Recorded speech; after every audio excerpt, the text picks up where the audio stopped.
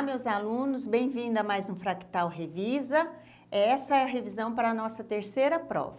Essa aula é para o 7º ano e o conteúdo de vocês é sobre a reprodução dos seres vivos, ok? O que nós vimos de reprodução?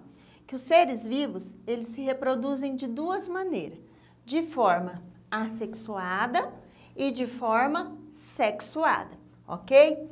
E o que é uma reprodução assexuada? Nós temos assim, ó, que os seres vivos, eles se reproduzem sozinhos, não precisa do outro para se reproduzir. É como se fosse, por exemplo, a bactéria, que ela, ó, apenas se divide, certo? Então, na reprodução assexuada, nós dizemos que não há troca de material genético.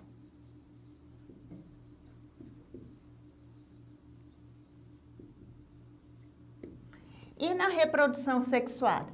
Envolve a troca de gametas. Então, nós temos o sexo feminino, que produz o óvulo. E o sexo masculino, que produz o espermatozoide. Certo? Então, a gente diz assim, ó, que na reprodução sexuada há o encontro do óvulo e o espermatozoide. Por exemplo, nós, os seres humanos, ok? Nesse primeiro momento, nós vamos tratar da reprodução assexuada. O que nós vimos nas nossas aulas sobre a reprodução assexuada? Nós vimos o papel ecológico dela, né? Então, o exemplo lá do livro de vocês é sobre o capim, ok? Qual é o papel ecológico do capim ou de uma reprodução assexuada? Ela ajuda a evitar a erosão e ajuda que a água penetre mais facilmente no solo. Também evita o assoreamento, certo? Além disso, nós vimos o papel econômico da reprodução assexuada, né? Então, com uma reprodução assexuada, nós podemos selecionar as frutas, né? Porque não vai haver variedade genética, né? Vão conservar sempre os mesmos padrões. E com a demanda aí de aumentar os alimentos, e a reprodução assexuada foi uma solução encontrada para disseminar aí a questão dos frutos e verduras, ok? Nós também vimos na nossa aula as técnicas de propagação vegetativa, ou seja, as técnicas de reprodução assexuada. Vamos lá ver?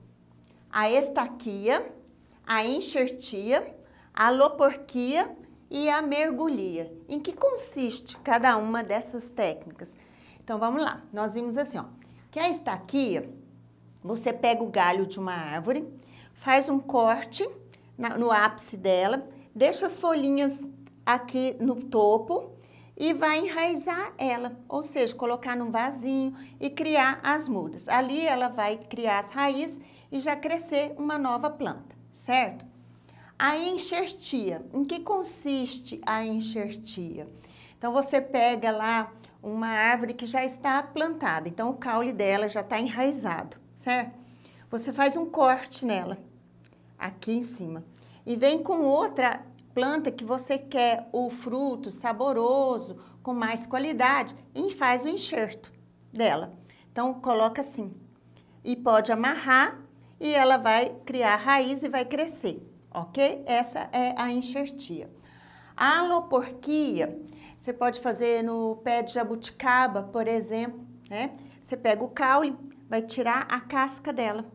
E aqui na casca, você envolve com um material, que pode ser o esterco, que é o mais usado, e você envolve com um plástico também, até criar a raiz. Quando cria a raiz, você retira daquela parte e coloca aonde é a sua necessidade, ou num vaso, ou em outro local, certo? A mergulhia, o que é a mergulhia? O nome já diz, ó, é mergulhar parte da planta na terra, não destacando ela da planta mãe. E ali ela enraiza e cria uma nova planta, certo? Então aqui, gente, foi a nossa revisão da parte de reprodução assexuada para as plantas, ok? Nós vamos ver um pouquinho aí sobre as bactérias. Então, agora nós vamos ver sobre as bactérias. Bactérias são micro-organismos que também se reproduzem de forma assexuada, por simples divisão, tá? Ela apenas se divide, ok? Muito bem. O que nós vimos das bactérias? Que ela apresenta alguns benefícios, né? Benefícios e malefícios. O benefício dela, ela ajuda na produção de alimentos e também ela ajuda, junto com os fungos, na decomposição da matéria orgânica. Mas as bactérias têm o malefício, que é provocar doenças no nosso corpo, ok? E o que nós vimos nas nossas aulas? Quais são as doenças provocadas lá por bactérias, por exemplo? A tuberculose, a cólera, né? São bactérias que atuam lá no nosso corpo e pode levar à morte. Muito bem. Além disso, vimos um famoso cientista, o Alexander Fleming, né? Trabalhando lá no seu laboratório, ele estava lá no laboratório fazendo uma cultura, né? De bactérias. Então, o que é uma cultura? Você pega uma placa Petri, que é um vidrinho, e coloca um gelzinho nela e vai passando a espátula até que as bactérias se proliferem ali, ok? Então, ele estava com esse material cheio de bactérias. E o que o Alexander Fleming fez? Ele, por um acaso, trabalhando lá com um fungo, deixou pingar, por acaso, um fungo aqui, certo?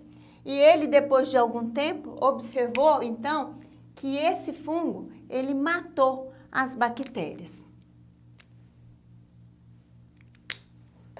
Então, são poucas bactérias que estavam lá, porque tinha matado essas bactérias. Descobriu aí o primeiro antibiótico, que foi a penicilina. A penicilina, gente, ela veio ajudar a combater as infecções. Só que, o que acontece? Ela estava sendo usada de forma aleatória. Chegava lá na farmácia, podia comprar, usar para dor de garganta, por exemplo, e as bactérias estavam ficando super resistentes. Então, vem um alerta aí do uso do antibiótico.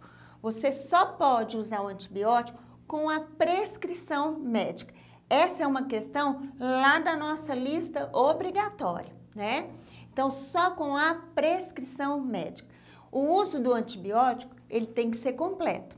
Porque se você usa apenas 3 dias no comprimido, a bactéria volta a atuar com mais resistência, ok? Muito bem, esse foi o nosso conteúdo para a prova, nossa revisão. Boa prova para vocês e até mais!